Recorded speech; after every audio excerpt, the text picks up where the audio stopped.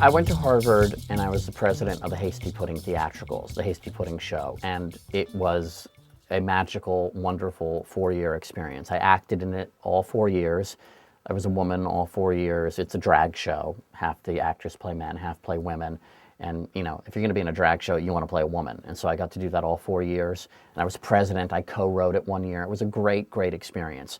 And it seemed like the next move was to move into musical theater, theater both musical and non-musical in New York.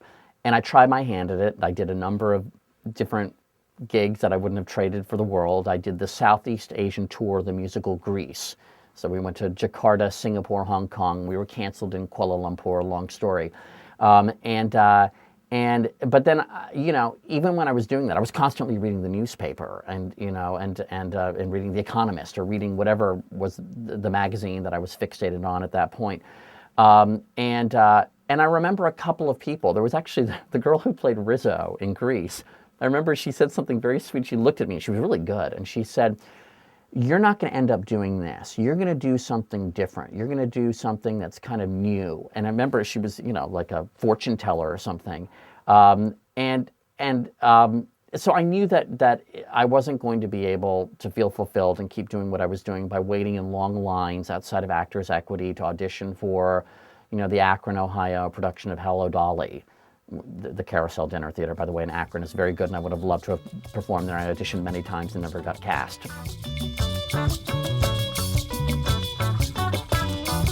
And so what happened next was a very close friend of mine co-created a television show called Wishbone on PBS.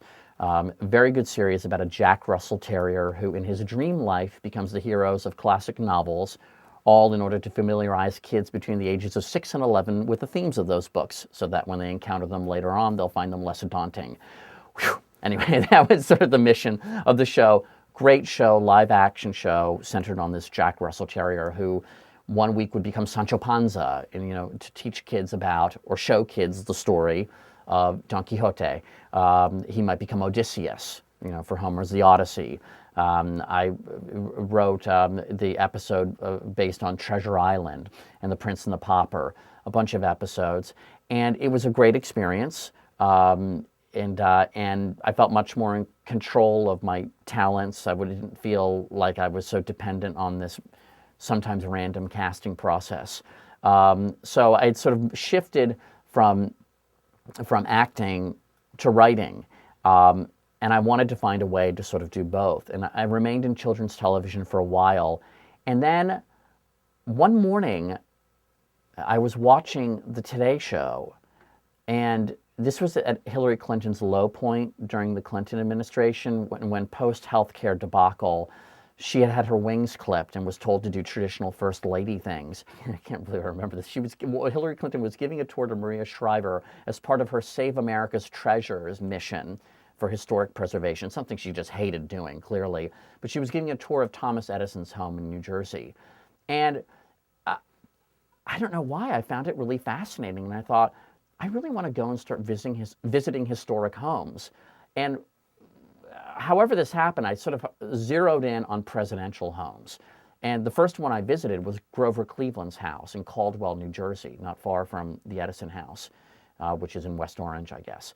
And so I visited there, and I found it just a fascinating experience to go through the home of a president that no one really remembered any longer. Because Monticello, Hyde Park, Mount Vernon, you walk in, you're immediately sort of in awe. The docent doesn't really have to do much for you there. But this woman at the Grover Cleveland house had to work. She had to remind me why I was there, because a lot of the people that went through that house were just there to use the bathroom, which I don't know why you'd want to use a 19th century bathroom. But in any case, I started visiting. It just became, and I have an addictive personality maybe a little bit, so I just started visiting presidential homes all over the country and meeting great characters at the homes of the presidents that you can't remember were actually president. All the guys, many of them are clustered between Lincoln and Teddy Roosevelt, a lot of facial hair, a couple of them gunned down, didn't really do much. And so I eventually made my way to the Warren Harding house in Marion, Ohio. and he's got to be one of my favorite disgraced presidents. It was wild to go through this house, but the best part about it is at the end, the tour guide said, you should come back here on a weekend when our Florence Harding tour guide is here. And I said, what do you mean? And he said, well, there's a man who dresses up as First Lady Florence Harding and gives a tour. And it's not a shticky drag queen act. It's really good. I mean, this guy becomes Florence Harding. And so I went and I actually visited the guy in Cleveland. He lived in Cleveland, and he dressed up as Florence Harding for me. And it was really, and Florence Harding was sort of in the news then, or at least in the presidential history buff news, because she was being compared with Hillary Clinton because she was a very sort of high-profile first lady, and with a husband who had a little bit of a problem. But in any case, I met and I interviewed this guy, and I wrote an article, and I couldn't sell it anywhere. I almost, I think, sold it to American Heritage. They were interested, but eventually passed.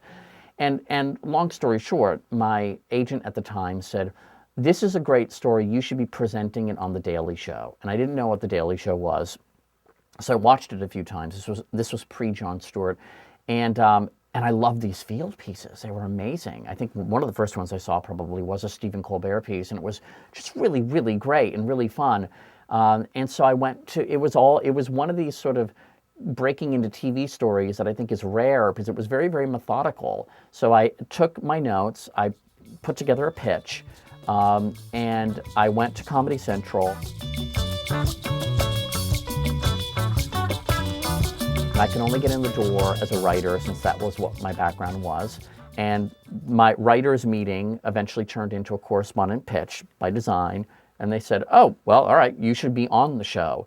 And so I did a couple of pieces at first, both presidential history related. The other was about Andrew Johnson, our first impeached president, and it was during the impeachment crisis for Clinton. And that got me on the show, and I think I went on to on contract with the Daily Show in 1999 maybe, and then I started doing these talking head shows, and they were kind of fun because the show was not so high profile yet that correspondents like myself could go on to these shows in a little bit of a dangerous way because the other guests weren't quite sure if we were serious, if we were not. And it was about more than just ambushing people. It was about getting them off script. On those shows, of course, they're usually very bad theater, especially the debate shows. They go in with a line, and they'll do that line on Hannity and Combs, on the O'Reilly Factor, on MSNBC. They'll do it then on CNN, on Wolf Blitzer Reports. I mean, it's sort of a road show for these pundits, and they kind of, if they're not under contract exclusively, they kind of rove around and they kind of roam around and they do their shtick. And if there's another person in the mix there who's onto it, then they're sort of thrown off their game, and I think that's kind of valuable.